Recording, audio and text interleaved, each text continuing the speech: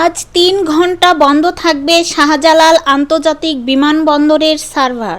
শাহজালাল আন্তর্জাতিক বিমানবন্দরের সার্ভার আজ মঙ্গলবার ৩ জুন বন্ধ থাকবে। তবে যাত্রী সেবা নিশ্চিত করতে বিকল্প সব প্রস্তুতি ইতিমধ্যে সম্পন্ন হয়েছে বলে জানিয়েছেন বিমানবন্দর কর্তৃপক্ষ। দুপুর ১টা থেকে বিকাল ৪টা পর্যন্ত এসআইটিএ সার্ভার রক্ষণাবেক্ষণ কার্যক্রম পরিচালনা করা হবে বলে এই সময়ে সার্ভার নির্ভর চেক ইন ও অন্যান্য প্রক্রিয়া বন্ধ থাকবে।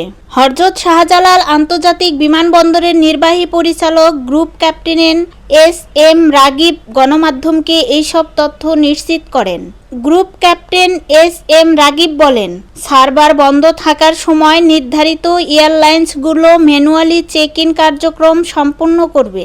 ওই ৩ ঘন্টা যাত্রী সেবা নিশ্চিত করতে সব প্রস্তুতি ইতিমধ্যে সম্পন্ন হয়েছে বলে জানিয়েছেন বিমানবন্দরের নির্বাহী পরিচালক।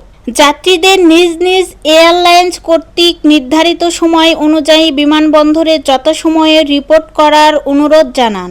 এ বিষয়ে বিচলিত না হয়ে সবার আন্তরিক সহযোগিতা কামনা করেন তিনি।